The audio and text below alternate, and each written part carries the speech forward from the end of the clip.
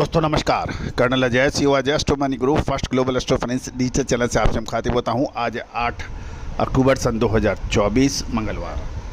दोस्तों, खाद्य तेलों में ज़बरदस्त एक तरफा तेज़ी के बाद अब कुछ मुनाफा वसूली देखी जा रही है। इसमें चाहे सरसों हो, सोयाबीन हो या फिर मूंगफली। यदि हम सरसों के अंदर देखें तो कल सोमवार को 1462 रुपये से गिर कर 1440 रुपये रहा। जयपुर के अंदर, भरतपुर के अंदर 1452 रुपये से घटकर 1430 और अलवर के अंदर भी यही स्थिति रही। कोटा के अंदर, अलवर के अंदर और भरतपुर के अंदर 1430 के भाव रह गए, 20 रुपये गिराकर। साथ साथ यदि हम सोयाबीन की देखें तो इससे पहले हम सरसों मस्टर्ड सीड की बात करें तो इसके अंदर भी जयपुर के अंदर 7050 रुपये से घटकर 7000 रुपये, दिल्ली के अंदर 6725 से गिरकर 6700 रुपये और भरतपुर 6685 से गिरकर 6606 रुपये रहे। ये सबसे बड़ी गिरावट मानी गई है। 6700 रुपये से गिरकर 100 रुपये की गिरावट अलवर में देखी गई 66, और कोटा के अंदर 6500 रुपये से घटकर 6400 रुपये रह गए हैं, और आगरा के अंदर 7675 से गिरकर 7600 रुपये रह गए हैं। तो सरसों के अंदर लगभग 100 रुपये की गिरावट देखी गई, जबकि सरसों तेल में 20 रुपये की गिरावट देखी गई। सरसों की यदि हम लोग बात कर लेते हैं, अराइवल भी तो बढ़ने के समाचार हैं। कल 2.5 लाख बोरी के मुकाबले परसों की कल 3-3.5 लाख बोरी की आवक रही। जबकि सोयाबीन की बात करें तो सोयाबीन की आवक बढ़कर 5 लाख बोरी हो गई है, जो पिछले सत्र में 3.5 लाख बोरी थी, जिसके अंदर यानी 1.5 लाख बोरी की आवक में वृद्धि है। मध्य प्रदेश में 3,40,000, महाराष्ट्र में लगभग 30,000 और राजस्थान में 80,000 और बाकी इलाकों में 50,000, कुल मिला के 5 लाख बोरी की आवक के समाचार बताए जा रहे हैं। दोस्तों, सोया तेल के अंदर भी गिरावट देखी गई है और मूंगफली के अंदर भी कुछ गिरावट देखी गई है। जानिए पूरी रिपोर्ट विस्तार से। दोस्तों, आपको याद होगा कि हमने आपको अगस्त महीने में अग्रिम विश्लेषण देते हुए कहा था कि सितंबर और अक्टूबर मंथ का फर्स्ट वीक संभवतः खाद्य तेलों के लिए अच्छी तेज़ी की संभावना लेके आ रहा है। इसका खुलासा हमने अपने वीकली अखबार में भी किया था, अपने सभी क्लाइंटों को भी अपडेट किया था। दोस्तों, महत्वपूर्ण ये रहता है, यदि आपको तेज़ी आने से पहले तेज़ी का अग्रिम विश्लेषण या अनुमान मिले तो आपका लाभ और आपकी रिस्क घट जाती है। दूसरी ओर, तेज़ी आने के बाद जब आप माल खरीद लेते हैं तो उसके बाद जब भाव घटते हैं तो फिर चिंता डबल हो जाती है।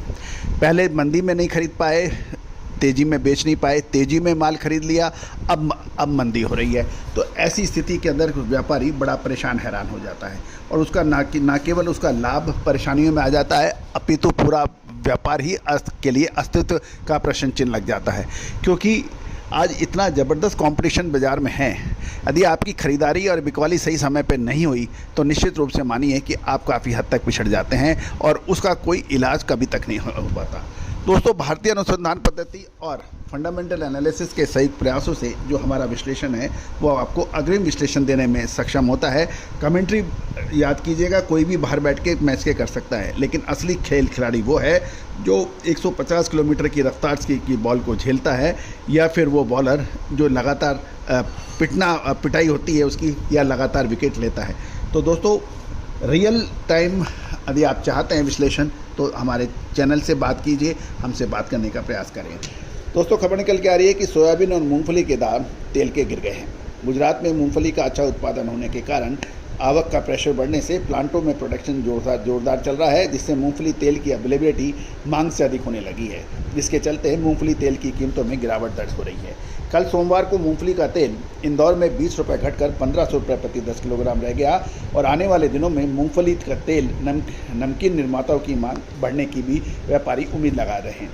दूसरी ओर, सीबॉट में यानी अमेरिकन बाज़ारों में के कमजोरी के कारण भारत में भी सोया तेल का मार्केट नीचे गिर गया।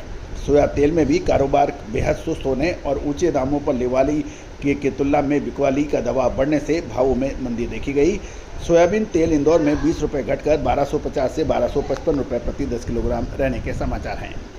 पाम तेल की बात करें तो पाम तेल में अभी भी मजबूती है और नई फसल के मालों के आवक सुधार होने के कारण मौसम खुला और सूखे मालों की आवक बढ़ने की समाचार मिल रहे हैं।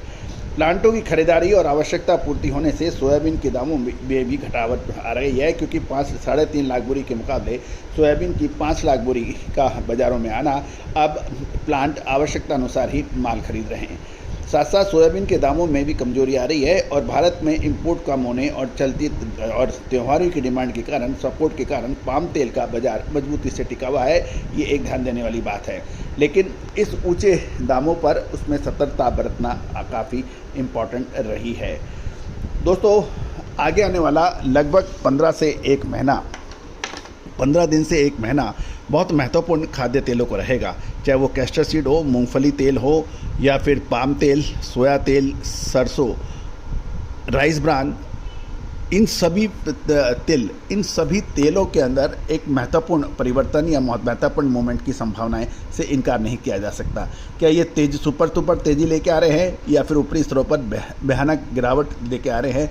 दोस्तों, इस विशेष रिसर्च रिपोर्ट के लिए आप बिल्कुल इंतज़ार मत कीजिए। याद कीजिएगा, हमारा 2023 में सितंबर मंथ के अंदर अग्रिम अनुमान, अक्टूबर में तेज़ी, फिर मार्च 2024 फरवरी महीने के अंदर अग्रिम अनुमान की मार्च में होगी शानदार तेज़ी।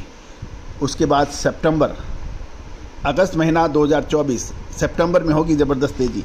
दोस्तों, ये जब बड़ी तेज़ी और मंदी का विश्लेषण आपको मिलता है तो आप दूसरों से कई मीलों आगे निकल जाते हो। आज ही आप संपर्क करें। All the very best, good luck, happy trading.